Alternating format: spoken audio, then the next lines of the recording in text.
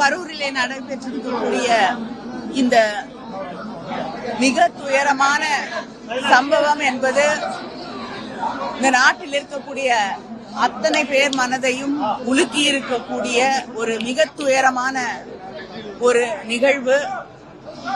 தமிழ்நாட்டு முதலமைச்சர் அண்ணன் தளபதி அவர்கள் இதை கேள்விப்பட்டு நேற்று இரவே இங்கே விரைந்து வந்து அதற்கு முன்னால் அருகிலே இருக்கக்கூடிய அமைச்சர் பெருமக்களையும் நம்முடைய மாவட்ட கழகத்தின் செயலாளர் சட்டமன்ற உறுப்பினர் திரு செந்தில் பாலாஜி அவர்களை இந்த இடத்திற்கு விரைந்து வந்து மக்களுக்கு என்னென்ன தேவையோ அதையெல்லாம் செய்து அவர்களுக்கு ஆதரவாக இருக்க வேண்டும் என்று கேட்டுக்கொண்டார்கள்.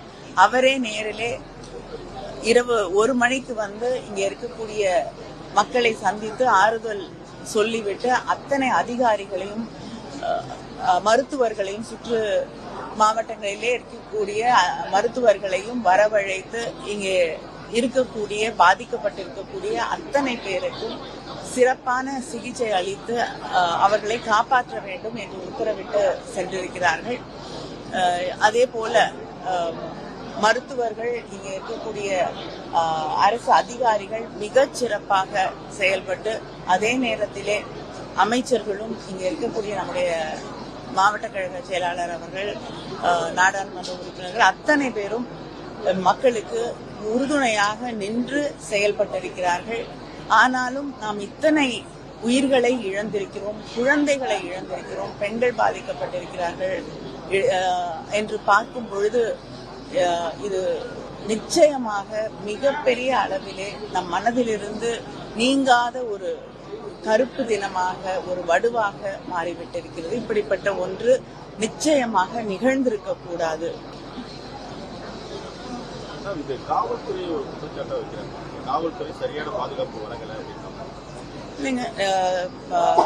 1 மணி நேரத்துக்கு முன்னால் தான் காவல்துறை அதிகாரி திரு டேவிட்சன் தேவாசீர்வாதம் அவர்கள் விளக்கமாக தன்னுடைய கருத்துக்களை எடுத்து வைத்திருக்கிறார்கள். பொதுவா ஒரு 100 பேருக்கு 500 பேருக்கு ஒரு போலீஸ்மேன் அப்படின்னு போடக்கூடிய இடத்திலே 20 பேருக்கு ஒரு காவலர் என்று பாதுகாப்பு அளித்திருக்கிறார்கள்.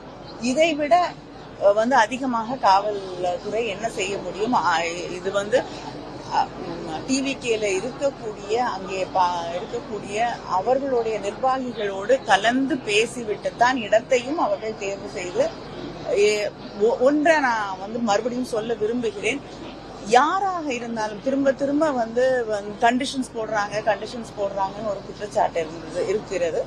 கண்டிஷன்ஸ் இல்லாம பிரதமர் இந்தியாவுடைய பிரதமர் தமிழ்நாட்டுக்கு வரும்போது, தமிழ்நாடு என்று இல்லை, இந்தியால எந்த இடத்துக்கு போனாலுமே அரசு நிகழ்ச்சிக்கு போகும்பொழுது அது அரசாங்கத்தின் பொறுப்பு. ஆனால் ஒரு கட்சி நிகழ்ச்சிக்கு வரும்பொழுது அது அந்த கட்சி தான் பொறுப்பேற்றுக் கொள்ள வேண்டும். பாதுகாப்பு தான் ஒரு அங்க இருக்கக்கூடிய அரசு செய்ய முடியும், காவல்துறையை பயன்படுத்த முடியும். ஆனால் அடிப்படை வசதிகளாக இருக்கக்கூடிய தண்ணி, உணவு, அந்த மக்களுடைய பாதுகாப்பு, எத்தனை பேர் வராங்க அப்படிங்கறதெல்லாம் அந்த கட்சியுடைய நிர்வாகம் பொறுப்பேற்றுக் கொள்ள வேண்டிய ஒன்று. அதே நேரத்தில் சொன்னது போல முதலமைச்சராக இருக்கட்டும், பிரதமராக இருக்கட்டும், ஒரு கட்சி நிகழ்ச்சிக்கு வரும் பொழுது கண்டிஷன்ஸ் இல்லாம பண்ணவே மாட்டாங்க. சமீபத்திலே இங்கே இதே கரூர்ல முப்பெரும் விழாவை நம்முடைய மாவட்ட கழகத்தின் செயலாளர் அவர்கள் நடத்தியிருக்கிறார். கண்டிஷன்ஸ் போடாமையா கொடுப்பாங்க? ஆளுங்கட்சியாக இருக்கக்கூடியவர்களுக்கும் கண்டிஷன்ஸ் இருக்கு. அதனால ஒரு அரசியல் கூட்டத்தை நடத்தும் பொழுது நிச்சயமாக கண்டிஷன்ஸ், அது யாரையும் அச்சுறுத்த வேண்டும், யாருக்கும் இடைஞ்சல் செய்யணுங்கிறதுக்காக இல்லை. அவங்களுடைய பாதுகாப்பு, வரக்கூடிய அரசியல் தலைவர்களுடைய பாதுகாப்பு மட்டும் இல்லாமல் அங்கே வரக்கூடிய மக்களுக்கும் அதுதான் பாதுகாப்பு. சில நேரங்கள்ல கூட்டம் கட்டுக்கு அடங்காமல் போகும்பொழுது அரசியல் தலைவர்களிடம் அங்க இருக்கக்கூடிய அதிகாரிகள் முன்னாடியே நிறுத்திக்கலாம், இந்த இடத்துல நின்னே பேசலாம் அப்படின்னு சொல்லும் பொழுது பொதுவாகவே அரசியல் தலைவர்கள் அதை ஏற்றுக்கொள்வாங்க. ஏன்னா மக்களுடைய பாதுகாப்பு becomes paramount, அதுதான் முக்கியமான விஷயம். அப்படிங்கும் பொழுது நாம் அதை கருத்திலே எடுத்துக்கொள்ள வேண்டும். அதனால தெளிவாக சொல்லியிருக்காங்க. அத்தனை போலீஸ் ஆபீசர்ஸும் இங்க இருந்திருக்காங்க. ஐஜி இங்க இருந்திருக்காங்க, மானிட்டர் பண்ணியிருக்காங்க. 20 பேருக்கு ஒரு காவல்துறை அதிகாரி என்று கணக்கிலே அங்கே பாதுகாப்பு வழங்கப்பட்டிருக்கக்கூடிய சூழ்நிலையில் இப்படிப்பட்ட ஒரு சம்பவம் நடந்தது. குறித்த நேரத்துல விஜய் அந்த இடத்துக்கு வராதனால அப்படின்ற ஒரு குற்றச்சாட்டு இருக்கு. உயர்நீதிமன்றம் பல வழிமுறைகளை சொல்லி அந்த வழிமுறைகளை கடைபிடிக்கல அப்படின்றது. நீங்க பொதுவாகவே நான் அதுதான் சொல்றேன்.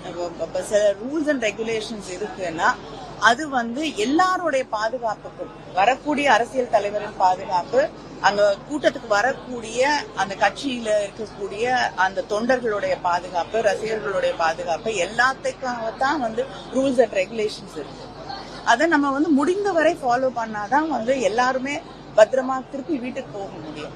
நாங்க நிகழ்ச்சி நடத்தும் பொழுதும் நான் முதலமைச்சராக 2 முதலமைச்சர்கள் இருக்கக்கூடிய ஒரு குடும்பத்துல இருந்து தான் வரேன்.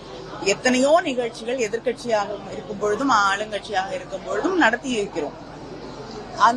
வரக்கூடிய மக்களுடைய பாதுகாப்பை பற்றி கவலைப்பட வேண்டியது முதல்ல நம்ம தான். சம்பவங்கள்ல சதி இருக்கு அப்படின்னு காவல்துறை குற்றம் சாட்டினாங்க. அது மதுரை அமர்வில் நீங்க நான் இங்க அரசியல் பேச விரும்பவில்லை. யார் மேல பழி போடுறது, யார் பொறுப்பை எடுத்துக்கணும் அப்படிங்கறதுக்கெல்லாம் இல்ல. அப்படி ஒரு எண்ணம் இருந்தால் முதலமைச்சர் நேற்று இரவு 1 மணிக்கு இங்க வந்திருக்க மாட்டாங்க.